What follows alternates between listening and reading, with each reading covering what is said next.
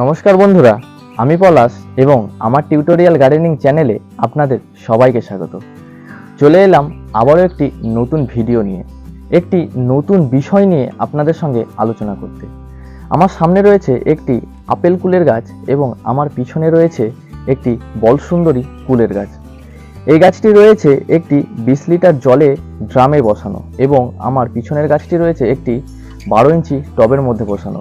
দেখুন বন্ধুরা, আমার এই গাছগুলিতে কত পরিমাণে ফুল এসেছে। তো চলুন বন্ধুরা, এই কুল গাছে ফুল আসার পর আমরা কী এমন পরিচর্যা করব যার ফলে এই ফুলগুলি থেকে আমরা প্রচুর পরিমাণে কুল পেতে পারবো, তারই একটি সম্পূর্ণ বিষয় নিয়ে আমি আপনাদের সঙ্গে আলোচনা করব। তো চলুন শুরু করি আজকের ভিডিও। ছাদ বাগানে একটি আকর্ষণীয় গাছ হলো এই কুল গাছ।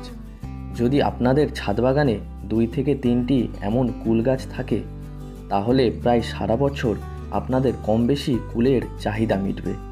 কিন্তু প্রশ্ন হলো, আমরা তো কুল গাছ অনেকেই টবে বসিয়ে ফেলি, কিন্তু আশানুরূপ ফুল ফল হয় না। তো আজকে আমি আপনাদের সব প্রশ্নের উত্তর নিয়ে হাজির হয়েছি।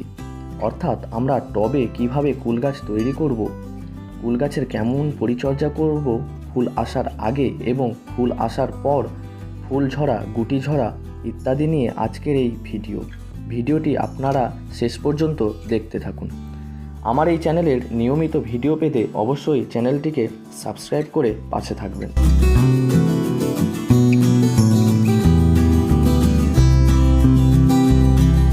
বন্ধুরা, প্রথমেই আমি যে পয়েন্টটি নিয়ে কথা বলবো সেটি হলো গাছে খাবার দেয়া। বন্ধুরা, এখন অক্টোবর মাস চলছে, আপনাদেরও গাছে নিশ্চয়ই ফুল এসে গিয়েছে, কিছু ফুল ফুটে গিয়েছে এবং কিছু ফুল থেকে ফলও সেট হতে শুরু হয়েছে। তো এই সময় আপনাদের গাছে কোনো ভারী খাবার দেয়া যাবে না, আমরা লিকুইড খাবার দিতে পারি। এই সময় যদি আমরা গাছে ভারী খাবার দিই, তাহলে আমাদের গাছের খাবারের ডিসব্যালেন্স হতে পারে, গাছের ফুলগুলি ও ফলগুলি প্রায় সম্পূর্ণরূপে ঝরে যেতে পারে। তো আমরা এই সময় কোনো গাছে ভারী খাবার দেবো না, আমরা লিকুইড খাবার হিসাবে কিচেন কম্পোস্ট দিতে পারি বা তরল সরিষার খোল ভেজানো জলও আমরা দিতে পারি। গাছে যখন আপনারা তরল সার ব্যবহার করবেন, তার সাথে কিছু পরিমাণ ব্যালেন্স এনপিকে এবং কিছু পরিমাণ ম্যাগনেসিয়াম সালফেট মিশিয়ে দেবেন। এই খাবারটি প্রয়োগ করতে হবে 15 দিন অন্তর।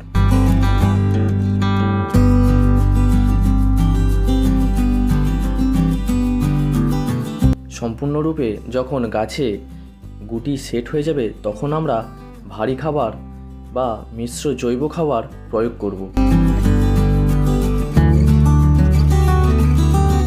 আমরা গাছে কি মিশ্র খাবার প্রয়োগ করব তা নিয়ে আমার একটি ভিডিও এই চ্যানেলে দেয়া আছে, চাইলে আপনারা সেই ভিডিওটি দেখতে পারেন।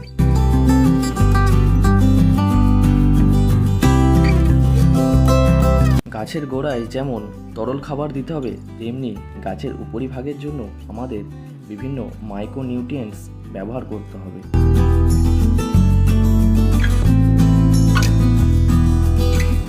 আমি আমার গাছের জন্য পাইনিয়ার্স অ্যাগ্রো ইন্ডাস্ট্রি কোম্পানির পাওয়ার 3 নামক মাইক্রোনিউট্রিয়েন্টস মিক্সার ব্যবহার করি।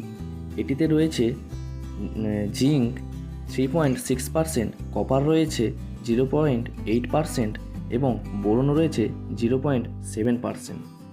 এটি 1 লিটার জলে 1 থেকে 1.5 গ্রাম মিশিয়ে ভালো করে ঝাঁকিয়ে স্প্রে করতে হবে 15 দিন অন্তর। এবার আসি কীটনাশক এবং ফাঙ্গিসাইডের কথায়। আমরা এই সময় ফাঙ্গিসাইড এবং কীটনাশক ব্যবহার করব কি না তা নিয়ে আমাদের অনেকেরই নানা রকম মত রয়েছে।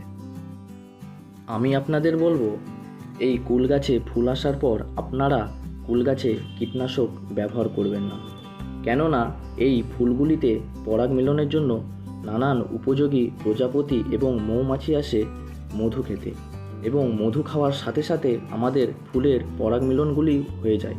যদি আমরা কীটনাশক ব্যবহার করি, তাহলে তার একটি নিজস্ব গন্ধ থাকার জন্য এই ফুলে আমাদের আর এই উপযোগী প্রজাপতি ও মৌমাছি আসবে না, যার ফলে আমাদের পরাগ মিলন হবে না এই ফুলগুলির, এবং ধীরে ধীরে সেই ফুলগুলি শুকিয়ে ঝরে যাবে।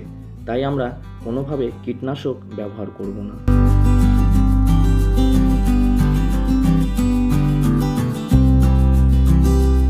আপনারা লক্ষ্য করবেন ফুলগুলি ফোটার পর ফুলের ওপরে চেরা কালো কালো দাগ থাকে।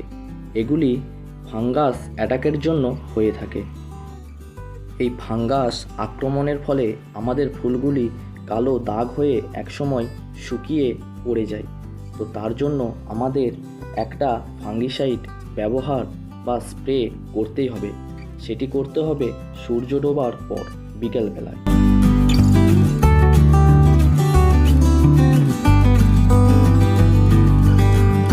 আমি আমার গাছের জন্য এই অ্যান্ট্রাকল ফাঙ্গিসাইডটি ব্যবহার করি। এটি একটি কন্ট্রাক্ট ফাঙ্গিসাইড। এটিতে কিছু পরিমাণ জিঙ্ক আছে।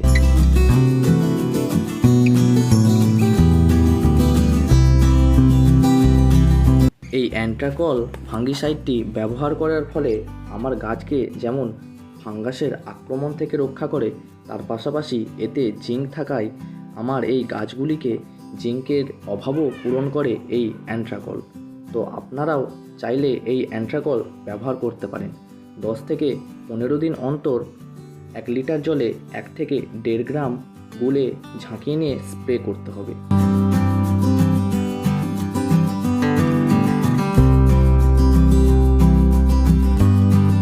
কুল গাছে জিঙ্ক এবং বোরনের অভাব হলে কুল গাছের ডগাগুলি শুকিয়ে যাবে এবং ঝরে যাবে।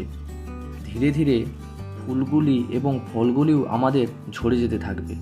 তো তার জন্য আমাদের মাইক্রোনিউট্রিয়েন্ট ব্যবহার করতেই হবে, যেটিতে জিঙ্ক, বোরন, কপার, ম্যাগনেসিয়াম ইত্যাদি রয়েছে।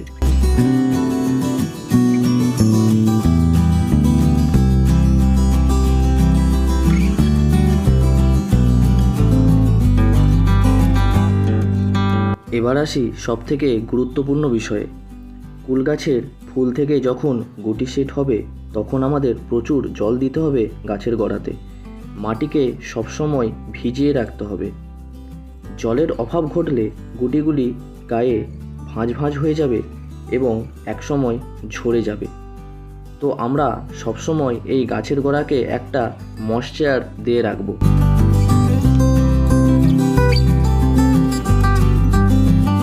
আমার এই আপেল কুলের গাছটি দেখুন কত সুন্দর সবুজ হয়ে আছে। প্রায় 80% গুটি আমার সেট হয়ে গেছে। বাকি আছে আর 20% ফুল, যেগুলি এখনও ফুটে আছে।